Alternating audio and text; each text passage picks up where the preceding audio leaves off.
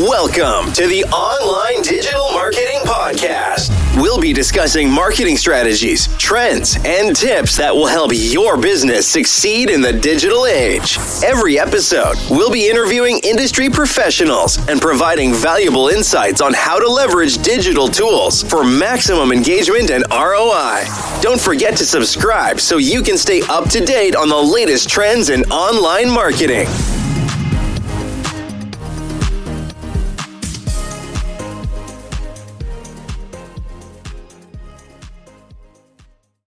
Welcome to the deep dive.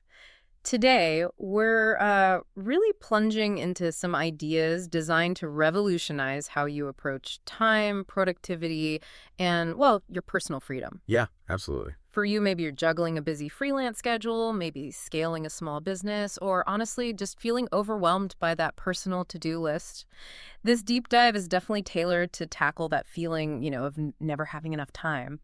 Our mission today really is to pull out the most important nuggets of knowledge from Dan Martell's book, Buyback Your Time. It's a powerful one. Think of this as your shortcut. Yeah. Your way to get incredibly well-informed on a topic that can genuinely change your day-to-day. And it's true, like you said, these sources aren't just theory. They give you actionable stuff, strategies, and as we go, we're going to uncover some pretty surprising things about common productivity traps. Traps you might not even know you're in. Exactly. Things you might not even realize are holding you back. Yeah. And we'll look at some unexpected tools for actually overcoming them. It's about moving from feeling, swamped to really being in control of your time, your most valuable asset. Absolutely. And the core idea here, it's really profound, I think, and maybe something people miss. It's not just about business growth, although that's a huge plus. For sure. It's fundamentally about freeing up your time for the high-value work, the stuff that matters, and frankly, personal fulfillment, reclaiming your life. So, okay, let's unpack this. Let's do it. Okay, so at the heart of Martell's whole philosophy is this thing he calls the buyback principle. Now, this isn't just hiring more people to grow your team in general. No, it's specific. It's specifically about hiring to free up your own time. The idea is you purposefully delegate or you outsource any task that isn't the absolute highest and best use of your unique skills. It's a huge mindset shift, really. You start seeing spending money on help, on tools, services, not as a cost, but like an investment. Right, an investment in your focus, your ability to scale. Exactly. And to really nail that principle, Martell says you have to start with this crucial first step. Audit your tasks. The audit. Okay. He recommends listing out everything you do. Daily, weekly, monthly tasks. Then you got to categorize them. Yeah. What's the impact? High value, low value. Yeah. And this is critical. Does it energize you or does it just drain you? That's really honest audit. It's essential for finding those hidden time sinks.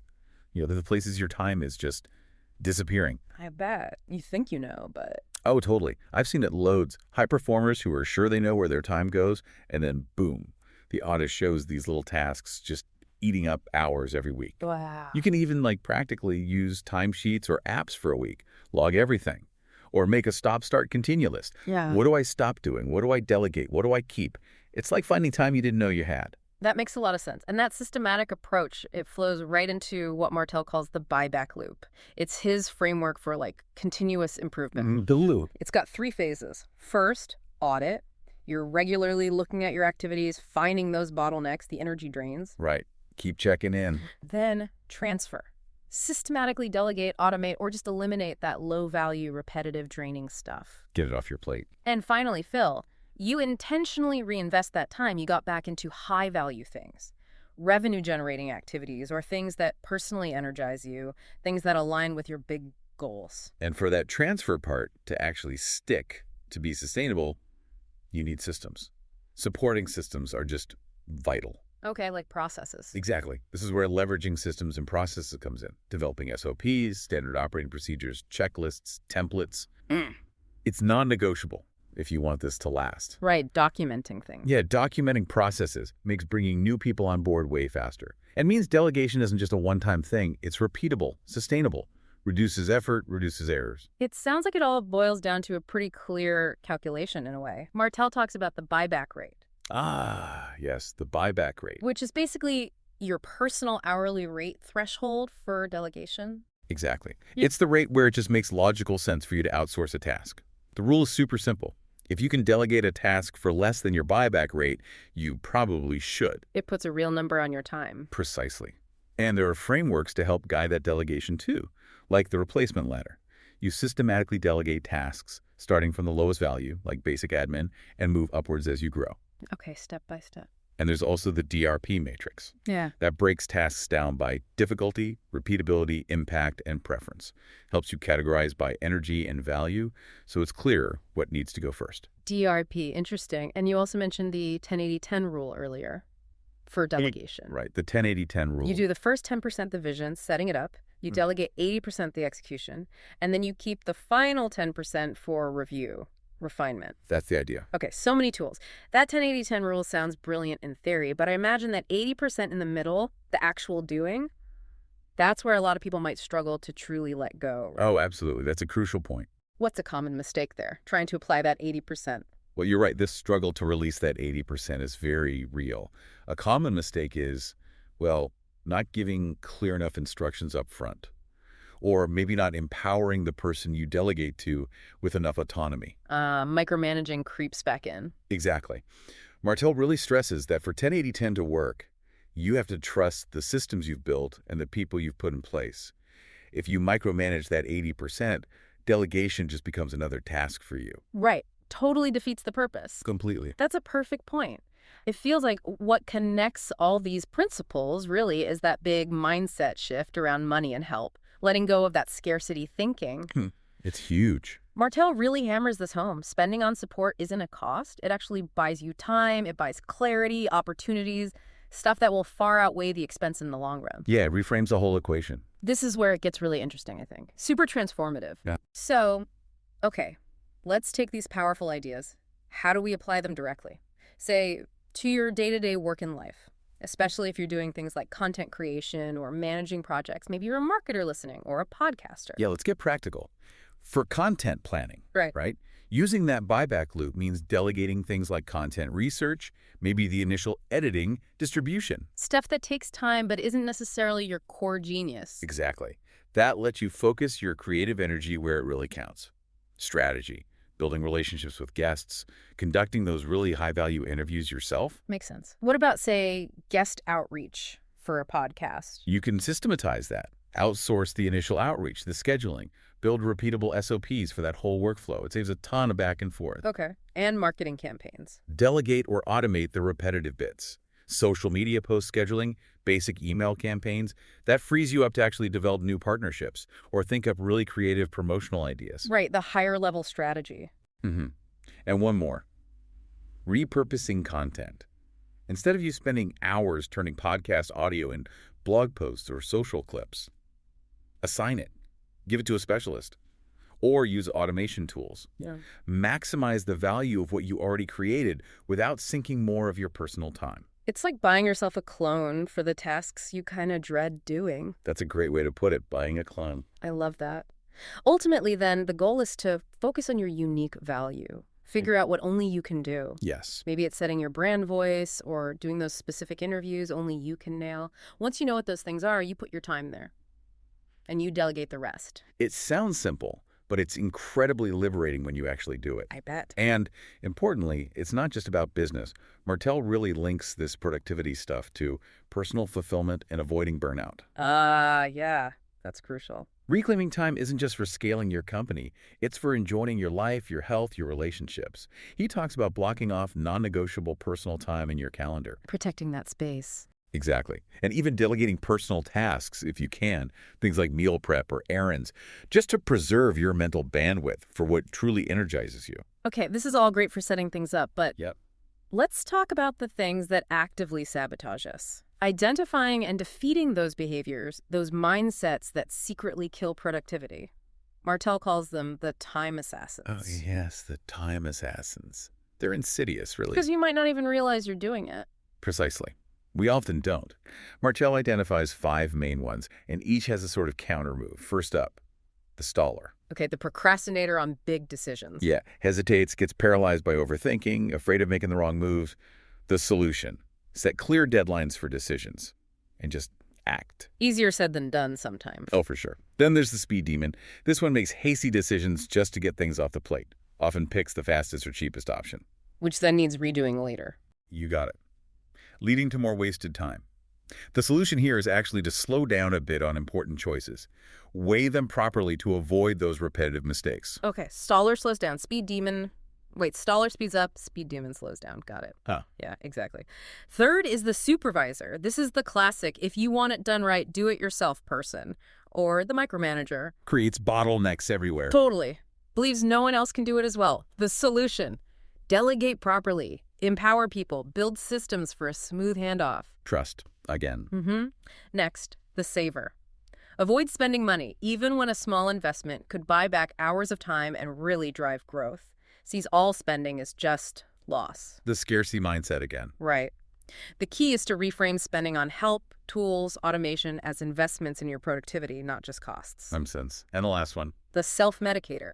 This assassin manages stress with unhealthy coping mechanisms. Too much food, alcohol, doom scrolling, whatever it is. Which tanks future productivity. Right, and leads to guilt cycles. The solution is finding healthier stress relievers and setting real boundaries between work and recovery time. Those 5 cover a lot. But I guess there are other common time wasters, too, beyond Martell's assassins. Oh, definitely. Things we all fall into. Unnecessary meetings with no clear agenda. That's a huge one. Ah, yes. The worst. Excessive multitasking, trying to do 5 things at once and doing none of them well. Just basic disorganization. Yeah. Constant digital distractions, phone buzzing, emails pinging. The notification nightmare. Lack of clear goals, which lets busy work just fill the space. And just generally overloading yourself, leading straight to burnout. And, of course, poor delegation, again, spending your time fixing mistakes instead of focusing on your unique value. Wow, okay. That's a lot of potential traps. It is. But the key takeaway from all this is pretty clear. If you really want to buy back your time, you have to first spot these saboteurs in yourself. Be honest about it. Yeah. Conduct those honest audits. Be ruthless about delegating the low-value stuff. Set up efficient processes for everything you can. And genuinely invest in yourself, in your team, and the tools. It's all designed to shift you from feeling chaotic and overwhelmed. Right. To running a more scalable and, frankly, more rewarding business and personal life. Let's maybe hone in on one of those assassins for a minute. The staller. Let's struggle with decision hesitation, analysis paralysis. Yeah. It affects so many people. It really does. It's a huge roadblock. So what does this mean for someone who feels like they're constantly trying to move forward but just keeps getting stuck? It means we need some solid strategies to break that hesitation cycle. Yeah. One really effective thing is just to limit your options. Too many choices breeds paralysis. Narrow it down to 2 or 3 realistic ones. Okay. Less choice is better sometimes. Often, yeah. Also, set a time limit for decisions, especially the routine ones. Don't let them drag on forever. And, crucially, accept imperfection. Ooh, that's a hard one. It is. But let go of thinking there's always one single right answer. Yeah. View mistakes as learning fuel. Anchor your decisions to your values. Ask, does this choice align with my long-term goals? Connected to the bigger picture. Exactly. Yeah. Practice on small decisions. Yeah. Literally build your decision muscle. Challenge your fears. Figure out what you're really afraid of and tackle that head on. Okay. What else? Talk it out. Sometimes just verbalizing the decision with a trusted friend or mentor clarifies everything. Trust yourself and your past successes. Remind yourself you've made good calls before. Build that confidence. Yeah. And for less critical stuff, try the 5-5-5 rule. Will this matter in 5 days, 5 months, 5 years? It puts things in perspective fast. Love that. And finally, basic stuff. Take breaks, manage stress. Step away if you're feeling overwhelmed. Clarity often comes when you reset. But, while Martell gives us these great tactics for the staller, overcoming chronic indecision often goes deeper. It involves cultivating mental clarity, emotional resilience, which leads to some surprising tools. Exactly. And this is where it gets really fascinating for me. Beyond all those practical strategies, there's the surprising effectiveness of something like meditative practices for reducing indecision. It's maybe not what you'd expect in a productivity deep dive, but it tackles the root of that analysis paralysis, doesn't it? It really does. Meditation helps build clarity and confidence in ways people might not realize. Mindfulness meditation, for example, just enhances your awareness of the present moment. Okay. Which leads to clearer thinking, less driven by emotion. It literally calms that inner chatter that fuels the paralysis. Quiets the noise. Right. And even before you start meditating, you can try setting clear intentions. Gently direct your mind toward the decision you need to make during your practice. Focus the session? Yeah. Or focused attention meditation, where you bring the decision itself to the center of your attention. Let thoughts and potential outcomes just surface. Sometimes intuitive answers pop up. Then there's open monitoring meditation. You just observe thoughts and feelings without getting attached. That can encourage new perspectives, break you out of emotional loops. See it differently. And practices like body scan or loving kindness meditation reduce physical stress and emotional tension. That lays a better foundation for balanced, rational decision-making. So, okay, if we sum up the core benefits, meditation can calm the overthinking, improve focus, boost confidence in your gut feelings or intuition, and help you be more objective about your thoughts. That's a great summary. It's pretty remarkable how something so seemingly simple can have such a profound effect on making choices. Absolutely. And practically speaking, even 5 or 10 minutes a day can make a difference in decisiveness over time. Just a small, consistent practice. Yeah. You could use it right before making a big choice. Just pause, breathe, set an intention. And if you feel overwhelmed during the decision process, step back, meditate for a few minutes, reset, and find that clarity again. Wow. Okay, so bringing this all together, this deep dive into Buy Back Your Time really shows that getting your freedom back isn't just about working harder. It's about working smarter, delegating wisely, tackling those time assassins, and maybe even using unexpected tools like meditation to find that clarity you need. Exactly.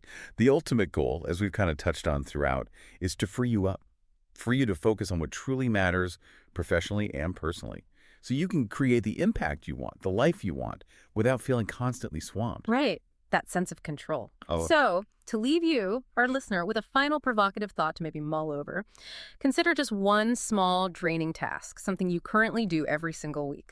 Now, imagine what truly high-value or personally energizing activity you would fill that time with today if you successfully delegated that one small task. Just picture it. What would be the immediate impact on your freedom, on your focus, starting right now? Ready to take your online business to the next level? Subscribe to our digital marketing podcast and then join our Accountability for Success Mastermind. With expert advice from industry leaders, you'll gain knowledge and insights that will help you succeed in today's digital marketing world. From social media strategies to search engine optimization, we have all the tools you need. Learn from successful entrepreneurs and take control of your online success.